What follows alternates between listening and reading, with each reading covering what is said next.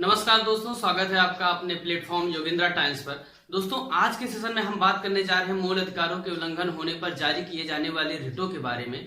आखिर अगर आपके जब मूल अधिकारों का हनन कर लिया जाता है, उल्लंघन कर लिया जाएगा, तो आपको कौन कौन से अधिकार प्राप्त हैं या आपकी मदद किस तरीके से संविधान करता है, तो इस पर विस्तृत चर्चा करेंगे। साथ ही साथ हम जानेंगे भारत में आरक्षण की पृष्ठभूमि के बारे में। वहां से बहुत ही महत्वपूर्ण क्वेश्चन आते हैं जो आप एग्जाम में लगातार करते हैं, फिर भी आप उसको समझ नहीं पाते हैं किस तरीके से क्वेश्चन टैकल करना। साथ ही साथ जो याचिकाएं दायर होती है, रिटें जारी होती हैं, उनमें भी कुछ माइनर डिफरेंसेस होते हैं जिनको आप पुस्तकों के माध्यम से समझ नहीं पाते हैं और आप गलतियां करते रहते हैं। तो इन पे हम विस्तृत चर्चा करेंगे, एक एक लाइंस को वहां पे क्लियर करेंगे। आपके लिए जो भी एग्जाम पॉइंट ऑफ व्यू से महत्वपूर्ण है, साथ ही साथ जो समझने के लिहाज से जरूरी है, आप उन अंतर को समझ सके, आपके दिमाग में बातें बैठ सके। इस तरीके से आज हम इस सेशन को पूरा डिलीवर करेंगे। तो पूरे सेशन को हमारे देखिए। अगर अभी तक आपने हमारे चैनल को सब्सक्राइब नहीं किया, सब्सक्राइब करिए, लाइक करिए, साथ ही साथ ज्यादातर लोगों तक इसका लाभ पहुंचाइए, जिससे वो भी परीक्षा में समुचित सफलता प्राप्त कर सके। दोस्तों, आइए आज हम शुरू करते हैं। हमने जब पिछले सेशन में अपने बात किया था विभिन्न अनुच्छेदों के बारे में, जैसा कि हमने बताया था भाग 3 में अनुच्छेद 12 से लेकर 35 तक मूल अधिकारों का प्रावधान किया गया है। हमने वहां पे 32वें अनुच्छेद के बारे में कुछ नहीं आपको बताया था, सिर्फ इतना बताया था कि इसे भीमराव अम्बेडकर ने संविधान की आत्मा कहा है। साथ ही साथ इसमें यह बताया था कि रिटें हैं, तो रिट का आशय हिंदी में होता है याचिका। दोस्तों, याचिकाएं होती क्या है कि इसमें कहा गया है कि सुप्रीम कोर्ट और हाई कोर्ट आपको रिटें जारी कर सकते हैं जब आपके अधिकारों का उल्लंघन होगा, एक तरीके से आदेश जारी कर सकते हैं। ठीक, तो अनुच्छेद 32 के तहत सुप्रीम कोर्ट जारी करता है और अनुच्छेद 226 के तहत हाई कोर्ट इस प्रकार के रिटें जारी करता है आपके मूल अधिकारों के हनन होने पर। याद रखिएगा, मूल अधिकारों का जब भी भैया हनन होगा, जो हमारा जिला न्यायालय होता है, इसकी कोई भूमिका नहीं होती। सीधे हम हाई कोर्ट या सुप्रीम कोर्ट से संपर्क साधते हैं। पहली चीज क्लियर हुई आपकी। रिटें कौन जारी करेगा, सुप्रीम कोर्ट या हाई कोर्ट। ठीक है, तो आइए हम बात करते हैं रिटों के बारे में। फिर हम ये चर्चा करेंगे कि आखिर सुप्रीम कोर्ट और हाई कोर्ट जो रिटें जारी करता है उनमें डिफरेंसेस क्या हैं, और उसके बाद हम ये बात करेंगे कि भारत में आरक्षण की पृष्ठभूमि क्या है। ठीक है, तो आज के सेशन में हम सबसे पहले जो चर्चा करेंगे रिटों के बारे में चर्चा करेंगे। देखिए, कुल मिला के 5 प्रकार की रिटें जारी होती है। कितने प्रकार की? 5 प्रकार की रिटें जारी होती है। यहाँ पे याद रखिए कि एक एक टर्म इंपॉर्टेंट है। जैसे हमने आपको बताया कि अनुच्छेद 32 के तहत सुप्रीम कोर्ट रिट जारी करता है। ठीक है, अब जो सुप्रीम कोर्ट की रिटें होंगी उनमें कुछ अंतर होगा। ठीक है, या उनमें क्या वरीयता है, क्या विशेषताएं, उसको हम जानेंगे। 226 के तहत हाई कोर्ट रिट जारी करता है, आर्टिकल 226, ये सारे आर्टिकल्स पूछे गए। ठीक है भैया, अब 5 प्रकार की जो रिटें जारी होती है, सबसे पहले उनका नाम आपको याद करना है। ठीक, बाकी डिफरेंसेस मैं बता दे रहा हूं, वो रिटें क्या है ये बता दे रहा हूं। साथ साथ एक कोशिश करिएगा इंग्लिश में भी इनका नाम याद रखिए, क्योंकि कई बार एग्जाम में हो क्या रहा है, हिंदी की जगह सीधे इंग्लिश में रख देता है। ठीक है भैया, तो सबसे पहले जो रिट है बंदी प्रत्यक्षीकरण, हैबियस कार्पस। नाम से ही आशय इसमें ये लग रहा है बंदी से संबंधित कोई बात है, कैदी से संबंधित। ठीक है, बंदी प्रत्यक्षीकरण। दूसरा है परमादेश। परमादेश आपको नाम से क्या लग रहा है भैया, ये कोई आदेश दिया जा रहा है, परम आदेश, कोई बड़ा आदेश दिया जा रहा है। ठीक है, मैंडमस इसकी इंग्लिश है। ठीक है, तीसरा है प्रतिषेध। प्रतिषेध एक तरीके से मनाही करना है किसी चीज की, आपको अर्थ इसका समझ में आ रहा है हिंदी में, प्रोविजन। ठीक है, चौथा है उत्प्रेषण। उत्प्रेषण का आशय भी एक तरीके से रोकना ही होता है। ठीक है, उसके बाद है अधिकार परीक्षा। ठीक, तो अधिकार परीक्षा आपको नाम से स्पष्ट हो रहा होगा कि अधिकार पूछने की बात कर रहा है, कोवारंट। ठीक है, इसको आप थोड़ा सा ध्यान रखिएगा। तो ये 5 प्रकार की रिटें हैं। अब रिटों में डिफरेंसेस क्या हैं ये आपको जानना चाहिए, और इसको एग्जाम में पूछता कैसे वो भी मैं आपको बताता हूं। ठीक है ना, सबसे पहले आइए बात करते हैं बंदी प्रत्यक्षीकरण को, हैबियस कॉर्पस की। ठीक है, बंदी प्रत्यक्षीकरण जैसा कि नाम से ही स्पष्ट हो रहा है, आप समझ रहे होंगे कि बंदी प्रत्यक्षीकरण अर्थात बंदी को कुछ प्रत्यक्ष किया जाना। क्या किया जाना? ये रिट ये कहती है कि मान लीजिए किसी व्यक्ति को आप गिरफ्तार करते हैं, पुलिस गिरफ्तार करती है, तो 24 घंटे के भीतर, कितना? 24 घंटे के भीतर मजिस्ट्रेट के सामने क्या करना है? प्रस्तुत करना है। ठीक है, और इसमें मैंने बताया था 2 चीजें आपको छोड़ देनी है। एक तो पहली बात क्या? पहली बात ये कि आपको जो भी समय लगेगा उसमें कवर करने में, न्यायालय तक जाने में। दूसरी बात अवकाश अगर छुट्टी है तो उस टाइम को छोड़ देंगे। इन दोनों टाइम को छोड़ने के बाद आपको 24 घंटे जो बचते हैं, जो सबसे समीप वाले 24 घंटे होंगे, उनमें आपको मजिस्ट्रेट के सामने उस व्यक्ति को प्रेजेंट करना है, तब वो सुनवाई करेगा। है क्या बेसिकली अभियुक्त है। कोर्ट ये जांच करता है कि जो आपने आरोप लगाए हैं वो सही है कि नहीं। अगर सही है तो बंदी बनाया जाएगा, उसके ऊपर केस चलेगा। अगर सही नहीं है तो कोर्ट उसको तुरंत क्या करेगा, मुक्त करवा देगा। ठीक है ना। ये आर्टिकल 21 के तहत है, क्योंकि आर्टिकल 21 आपको कहता है प्राण एवं दैहिक स्वतंत्रता, अर्थात आपको बिना जुर्म के बंदी बनाए जाने का कोई अधिकार नहीं है कानून को। ठीक है ना। और या एक चीज याद रखिएगा यहाँ पे, आर्टिकल 21 के तहत जो है टिकटॉक बैन किया गया, क्योंकि आपकी प्राइवेसी पर हमला करता है। ठीक है, इसको याद रखिएगा। अब देखिए दूसरी जो रिट जारी की गई है वो परमादेश है।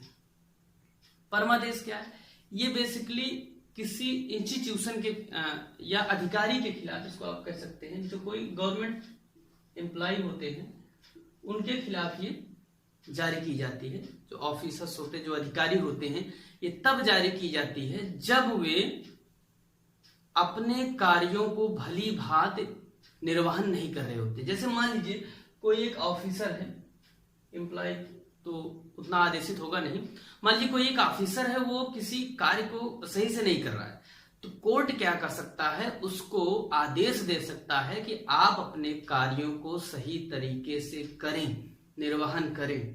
आप भ्रष्टाचार में संलिप्त है वगैरह वगैरह, मान लीजिए आगाह कर सकता, संलिप्त है तो आप हटा दिए जाएंगे। लेकिन अगर आप इस तरह की गलती कर रहे हैं कि कोई आप बार बार एक्शन नहीं ले रहे हैं, बार बार घटनाएं बढ़ रही हैं, तो कोर्ट आपको आदेशित करता है। इसे क्या कहते हैं, परमादेश। ठीक है भैया। प्रतिषेध क्या है, प्रतिषेध का आशय को मना करना। ये कब मना किया जाता है, मान लीजिए हाई कोर्ट किसी ऐसे मुद्दे पर सुनवाई कर रहा है जिसपे सुनवाई करने का उसे अधिकार नहीं है, या कोई इंस्टीट्यूशन संस्थान कोई ऐसा कार्य कर रहा है, कोई ऐसा निर्णय ले रहा है जिस पर निर्णय लेने का उसका अधिकार क्षेत्र नहीं है। ठीक है, कोई ऐसा न्यायालय, कोई ऐसा इंस्टीट्यूशन अगर इस तरीके की क्रियाविधि कर रहा है तो उसे जो उससे ऊपर वाला, मान लीजिए डिस्ट्रिक्ट कोर्ट कर रहा है भैया, तो डिस्ट्रिक्ट कोर्ट के ऊपर हाई कोर्ट और सुप्रीम कोर्ट दोनों रोक सकते हैं, कोई भी एक रोक सकता है उसमें से। ठीक है, मान लीजिए हाई कोर्ट कर रहा है तो सुप्रीम कोर्ट रोक सकता है, लेकिन अगर सुप्रीम कोर्ट कर रहा है तब नहीं रोक सकते ना। ठीक है ना। तो याद रखिएगा, जो प्रतिषेध रिट है जो जारी होगी, ये आदेश जो जारी होगा, ये हाई कोर्ट कभी भी सुप्रीम कोर्ट के खिलाफ जारी नहीं कर सकता, परंतु सुप्रीम कोर्ट सबके खिलाफ जारी कर सकता है, यहां तक कि हाई कोर्ट के खिलाफ भी।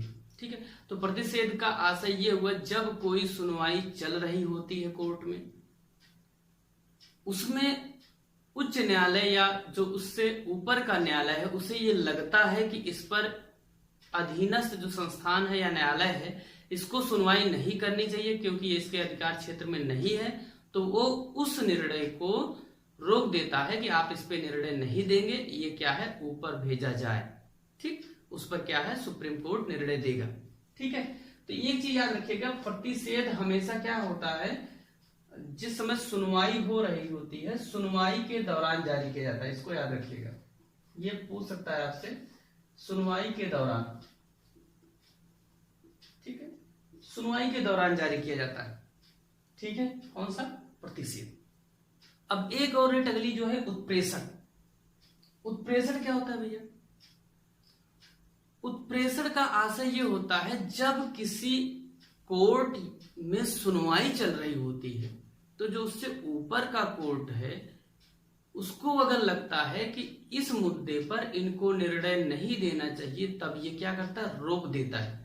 और यही अभी सेम मैंने बताया था प्रतिषेध में। अब तो आप सोच रहे होंगे भैया दोनों उल्टा बता दिए ना, तो उल्टा नहीं बताए हैं, असल में है ना भैया वहां पे ये कि प्रतिषेध जो होता है ये उस समय जारी किया जाता है जिस समय सुनवाई हो रही होती है, जिस समय उस केस की सुनवाई चल रही होती।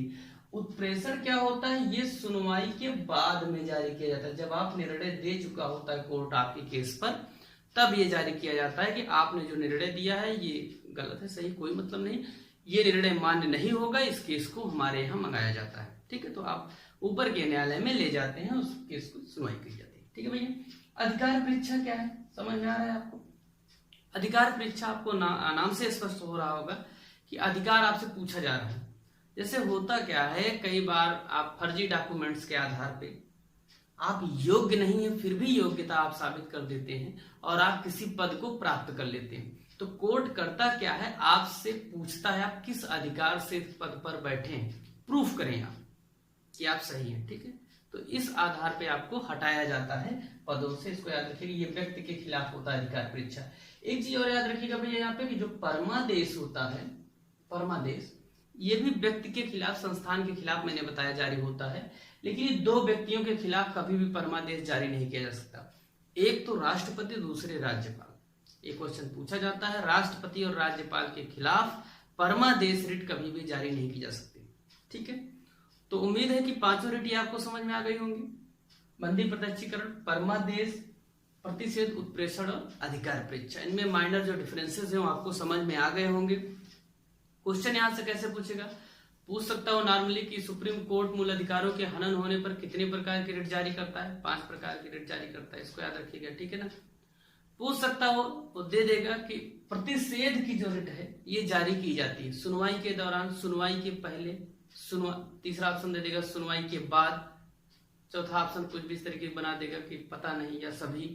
ठीक, तो आपको करना क्या है, एक एक चीज को याद रखना है कि ये प्रतिषेध जो है सुनवाई के दौरान जारी की जाती है, उत्प्रेषण सुनवाई के बाद दौरान दायर की जाती है। ठीक है भैया, अधिकार परीक्षा व्यक्ति के खिलाफ होती है। ठीक है, किस अधिकार से आप पद पर बने हुए।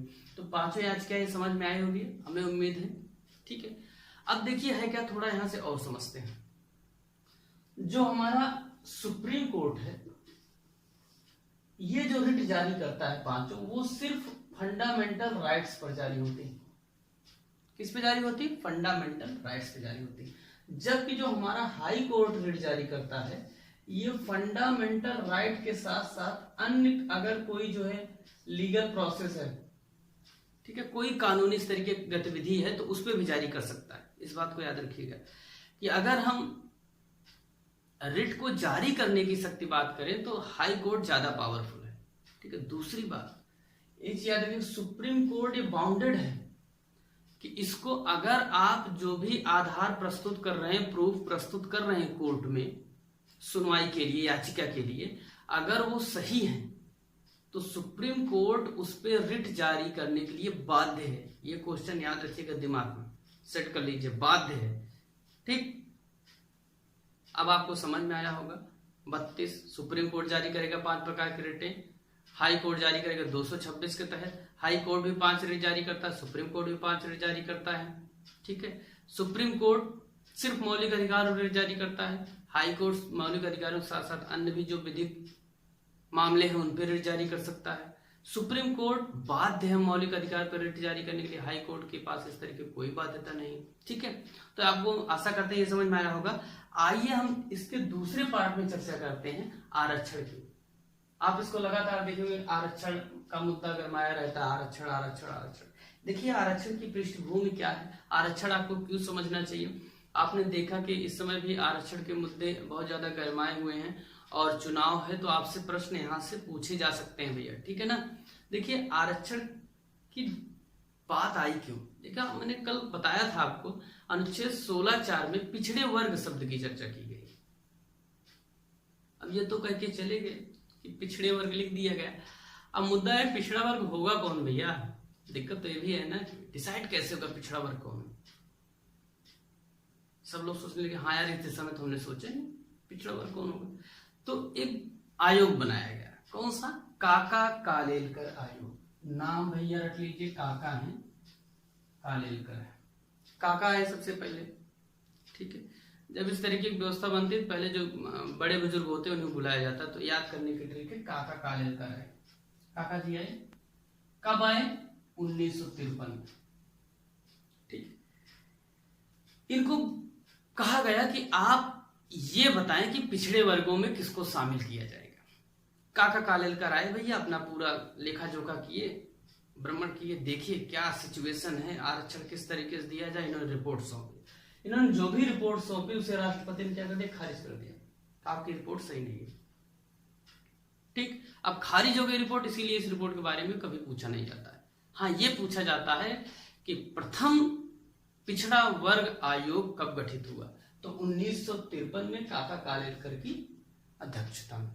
ठीक भैया, कब गठित हुआ? 1953 में। ठीक, इनकी रिपोर्ट खारिज हो गई। फिर आता है 1979। अब चूंकि आरक्षण की बात कही गई है, देश को आजाद हुए लगभग आप देख रहे हैं 32-33 साल हो जा रहे हैं।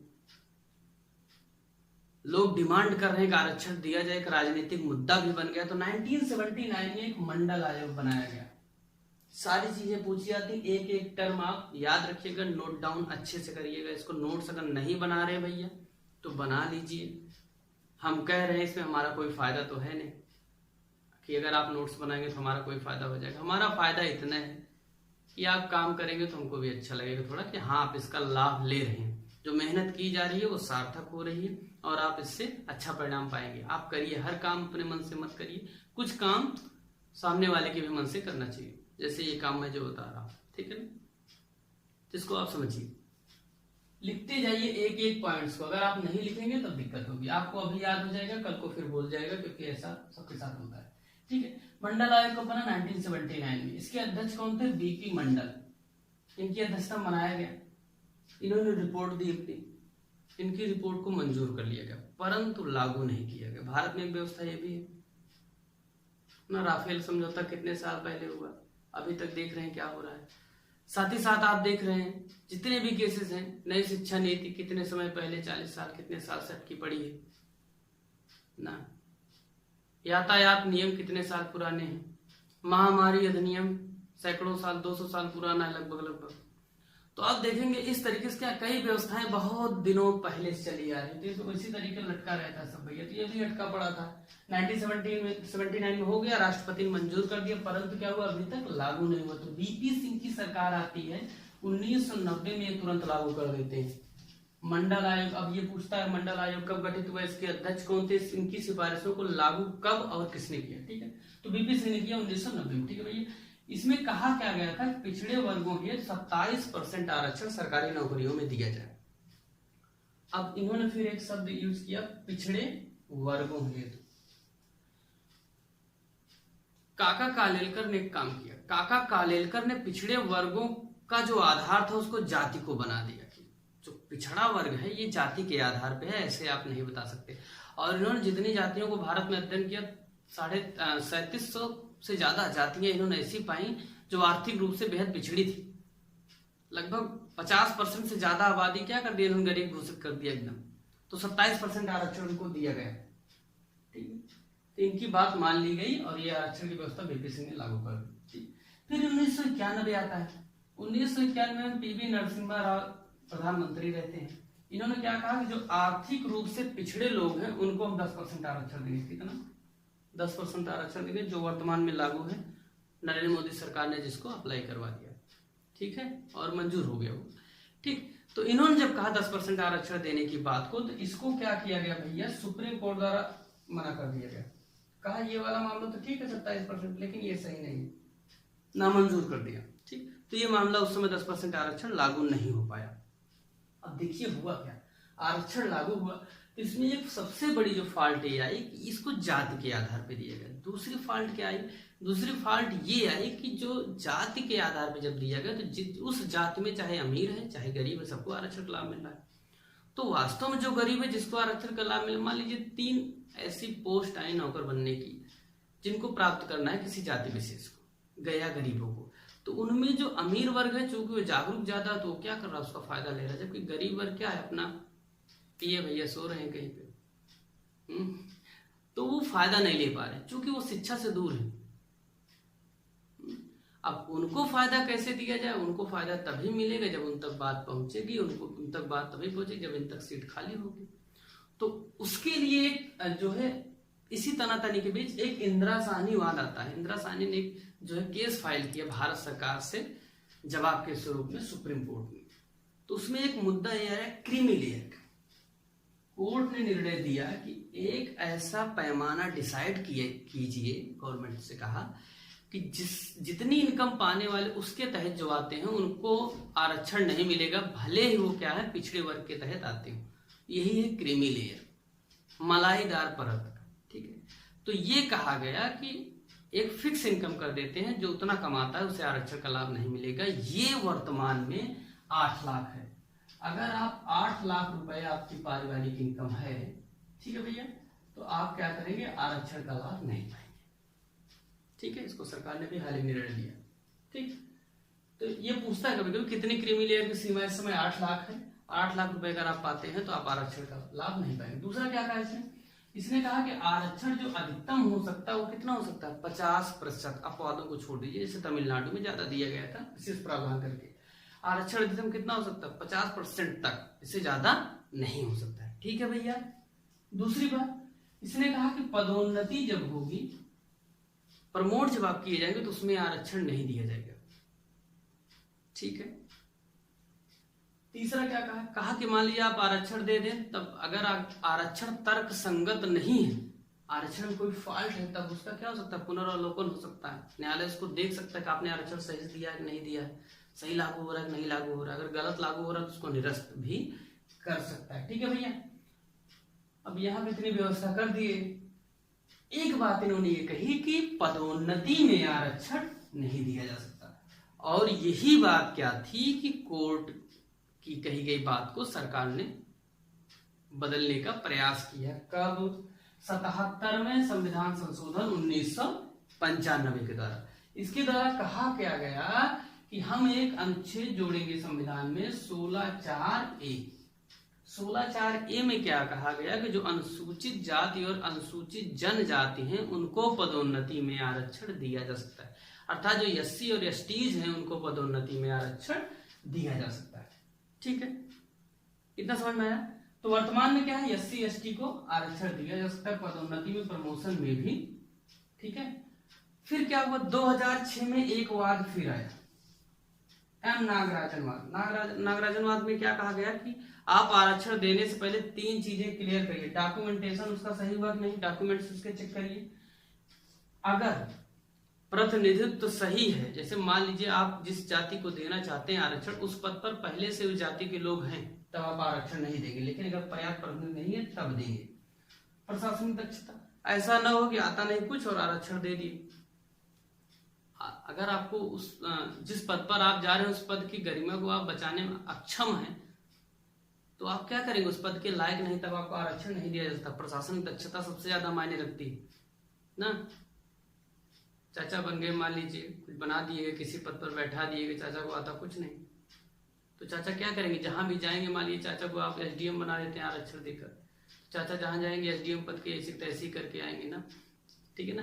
क्यों, क्योंकि है क्या, बेसिकली वो उस पद की गरिमा को ठेस पहुंचा रही है। मान लीजिए प्रधानमंत्री आप बनाए जाते हैं नॉर्मली, तो प्रधानमंत्री की एक गरिमा होती है। आपको अगर आप उस गरिमा को नहीं बचा पाते तो पूरे राष्ट्र की बेइज्जती होती है एक प्रधानमंत्री के नाते, बाकी आपकी कोई इज्जत भले न हो।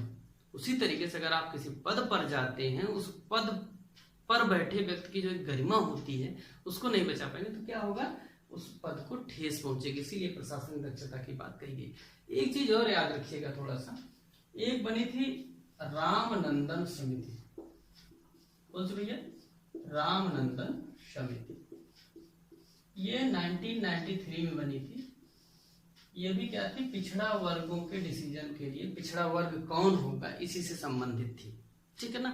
रामनंदन समिति कभी आपसे पूछ सकता है पॉलिटी में, तो आप समझ नहीं पाएंगे। ठीक, क्योंकि ज्यादातर किताबों में इसको मेंशन ही नहीं किया जाता है। तो आशा करते हैं आपको ये चीजें समझ में आई होंगी। एक चीज याद रखिएगा, टिकटॉक अगर अनुच्छेद से पूछता है तो आर्टिकल 21 का इस्तेमाल करके बैन किया गया है।